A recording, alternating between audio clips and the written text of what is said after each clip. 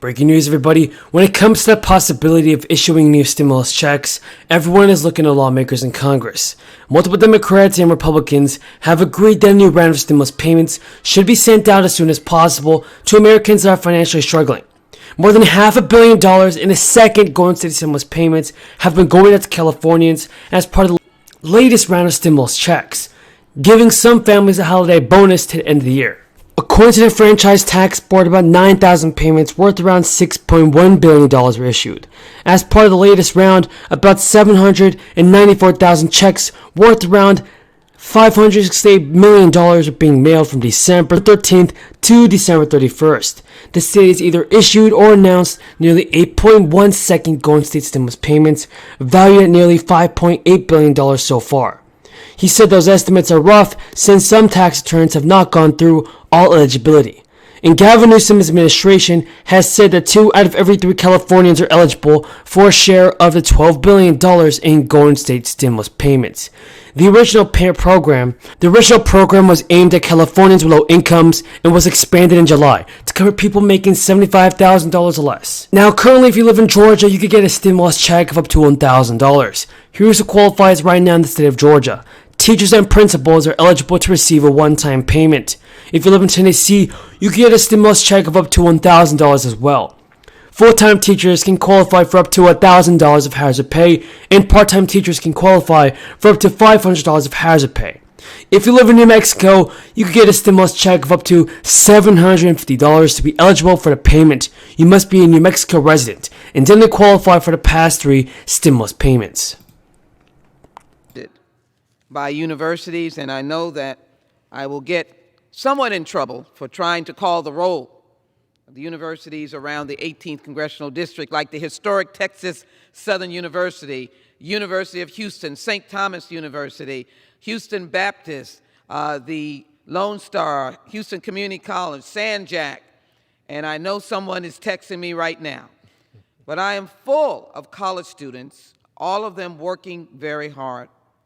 And I thought I would bring to the floor today the Constitution. I love the words of the Declaration of Independence, the opening words that we are all created equal with certain inalienable rights of life and liberty and the pursuit of happiness. Does that mean the students that are right now struggling to make ends meet? I think that famous noodle meal that they eat because they just don't have the money to survive. Does that mean that one person that is still the first person to go to college in 2021? Does that mean the person, the single mother, that has made it to 20-some hours and has to drop out? America has always said that the American dream is defined singularly by your presence here in the United States. But yet we're finding that state and federal policymakers are ignoring the $1 trillion $730 million plus of national student debt, and that 1/4, 1/3, 1/6 of the American people, 47 million, about that number, 900,000, are indebted to student debt. That's why we're here on the floor today, recognizing that it also is an imbalance. I thank Mr. Bowman, an educator who has seen little babies grow up with little stars in their eyes. They can play a piano, or they can play an instrument, or he sees them playing on the field or recreation, and they are little scientists, scholars. But yet the hopes and dreams of the opportunity is somewhat denied. Black families must take on more debt for the same degree as white students and often need to get several degrees in order to be in the middle class. The burden of student debt reaches deep into communities of color. Increasing evidence suggests that it is hampering the ability to build wealth.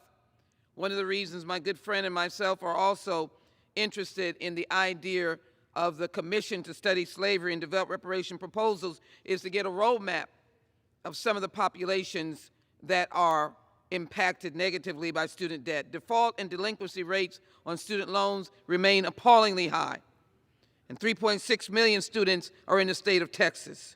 And the nation carries the $1.7 trillion debt, and we know that 79% of black students had student debt by their 4th year. We know it impacts our Latinx families and families that come from rural communities. We are concerned about them. I hold in my hand the Constitution, as I said. I don't know how many students have time to even look in that direction, but I will tell them that the Founding Fathers, although not perfect, said that they came together to create a more perfect union. And what does that mean? I think it means that give us hope, give us a lifeline, let us breathe, let us be able to buy the things that will help our families. Let us not be, as a black male borrower, default on loans within 12 years of beginning school. This, of course, covers a gamut of all of America. It is not just the issue of people of color. It impacts older borrowers, 60 and older, swelled from $700,000 in 2005 to $2.8 million in 2018. Their debt load was $8.2 billion. Can you imagine being 60 and older and still paying debt? I came here to the floor tonight because I wanted to join the gentleman for people to see that in spite of the fact that we're here at a moment into the evening, we care about getting this done. It must be the Congress and the administration that takes a hold of this and determines that people who are now struggling to pay mortgages, to survive, to feed children, we hope the Build Back Better bill will be a lifeline. But right now, we've got to deal with people who wanted to do right and are suffering. I want to close on this note. To create a more perfect union, the Constitution guarantees me that. The Declaration of Independence says that this nation was created to ensure the inalienable rights of life, liberty, and the pursuit of happiness. And I want to say to those who have gained student debt but never completed their degree, they're not in any way bad people, defaulters, deadbeats. No, they're not. Constitution flies off. But they are people who are working in jobs just to survive. They wanted to finish school, but it was so overloaded. Maybe they had to leave to take care of a sick mother or sick father, or maybe they had to leave to take care of younger brothers and sisters. I know those stories. But maybe they're now back in school struggling to just try to get that degree. Let's give them a hope. Let's give them dignity. Let's help them with that default and turn it into success. Let's join in. Congressman, thank you, to cancel student loan debt. And we're not frivolous big spenders. We're trying to put people on the right track so that they can contribute to this great economy and be givers for what is good.